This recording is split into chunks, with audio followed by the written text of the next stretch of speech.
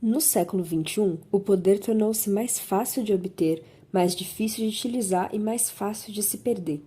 A novidade é um ambiente onde se tornou muito mais fácil para os recém-chegados, incluindo aqueles com ideias tóxicas, conquistarem altas posições. O poder está em degradação e esse processo está mudando o mundo. Esse parágrafo que eu acabei de ler é um pequeno trecho do livro O Fim do Poder. E é exatamente sobre ele que a gente vai falar na nossa resenha política de hoje.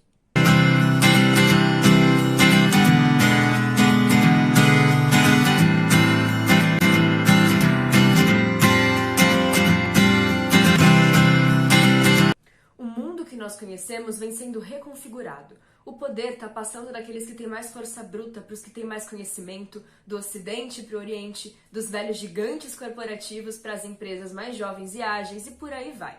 Com o passar dos séculos, ocorreu uma mudança drástica na forma de como adquirir, usar, conservar e até mesmo perder o poder.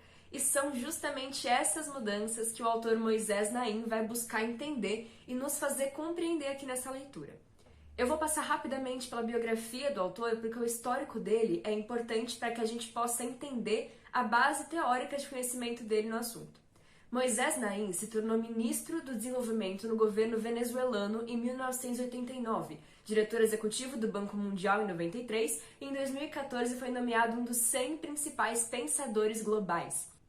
Durante o desenvolvimento da obra, o próprio autor diz que o poder vem se concentrando e que as desigualdades de riqueza e renda vêm se tornando ainda mais radicais. Os ricos têm mais e, portanto, têm mais poder, dinheiro e oportunidades para comprar políticos e distorcer a política pública, de forma a reforçar as tendências para a desigualdade. Parece familiar, né? Ele vai nos apresentar também as 3 principais estratégias ou forças sociais que os cidadãos comuns, como eu e você, vêm utilizando para tentar superar e contornar os poderes já consolidados na sociedade. A primeira delas é a força do mais, onde as pessoas têm mais acesso a tudo, desde meios de conectividade até maneiras de se adquirir conhecimento. E conforme a população se torna mais proficiente, consequentemente se torna mais difícil de controlá-la.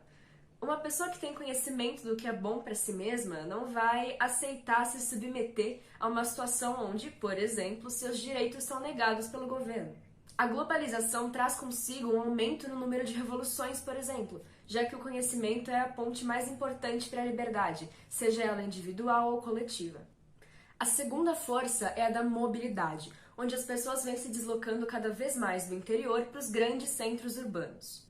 Consequentemente, torna-se muito mais difícil controlá-las, quando as mesmas podem simplesmente deixar o lugar a que pertenciam caso se sintam negligenciadas pelo local em que vivem.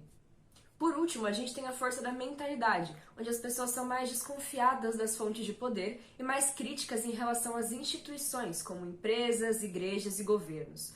Todas as pesquisas de opinião revelam que uma importante tendência mundial é a perda de confiança nos líderes políticos, nos especialistas, nas instituições públicas, nos empresários e até nos meios de comunicação.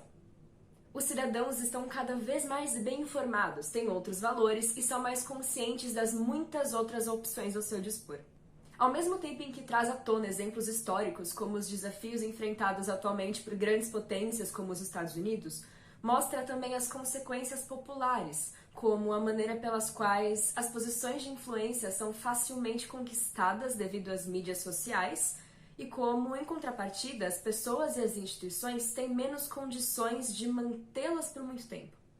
Devido ao fluxo rápido das informações, há mais pessoas acompanhando, questionando e até mesmo desafiando o poder. Desde o início dos anos 2000, podemos observar claramente a maneira como os micropoderes, como pequenas startups, movimentos dos cidadãos, grupos de interesses especiais e determinados indivíduos, podem desestabilizar, paralisar e até derrotar forças maiores e mais bem organizadas, já que não dependem mais de porte, geografia, história ou até de uma tradição arraigada para deixarem sua marca. Por razões diversas, o resultado dos conflitos assimétricos modernos tem maior probabilidade de serem decididos pelas estratégias políticas e militares de cada pequeno bando do que pela força militar pura e simples. Mesmo em países não democráticos, mas que permitem a existência de partidos políticos, os grupos minoritários têm hoje 3 vezes mais representações no parlamento do que na década de 1980.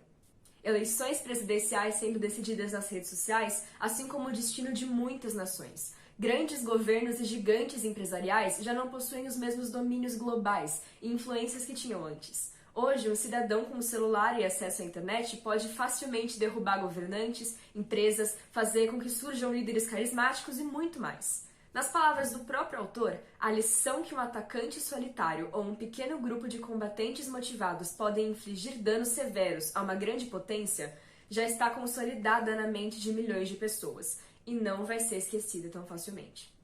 Não importa se falamos de CEOs, presidentes, líderes militares ou até mesmo papas, o poder deles vem se tornando mais frágil em relação aos indivíduos. Além disso, as taxas de rotatividade dos poderosos são agora muito mais altas do que costumavam ser, já que todas as pessoas que quase tiveram o controle absoluto, que realmente poderiam fazer o que quisessem, não são mais capazes de executar esse controle absoluto com o mesmo grau de liberdade que existia, mostrando o quanto é limitado na prática o poder daqueles que ali trabalham.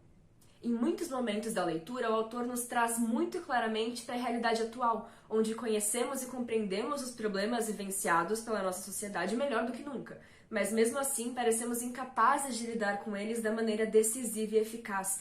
Vivemos em uma sociedade onde os que são afetados pela má gestão de grupos minoritários não têm poder suficiente para fazer o que sabem que é preciso fazer para mudar essa situação. O autor passa por diferentes áreas que definem o poder e afetam os seus níveis de governo: exércitos, movimentos trabalhistas, cultura, igreja e, claro, a mídia e os negócios. E justamente essa diversidade e amplitude de assuntos torna esse livro, na minha opinião, uma leitura obrigatória para todos aqueles que buscam entender melhor como o mundo funcionava no passado, funciona atualmente e como prevemos que irá funcionar no futuro, já que após finalizar a leitura, você será capaz de entender como o poder se tornou mais fácil de obter, mais difícil de usar e mais rápido de se perder, tornando-se cada vez mais fraco, transitório e restrito. Eu deixei aqui na descrição do vídeo o link onde você consegue comprar esse livro. Então, se você tiver interesse, é só dar uma conferida aqui embaixo. E essa foi a nossa resenha política de hoje. Não esquece de se inscrever no canal para ficar parte de todo o universo da política atual, curtir o vídeo e seguir o Marca Página nas outras redes sociais que eu deixei todas linkadas aqui na descrição também.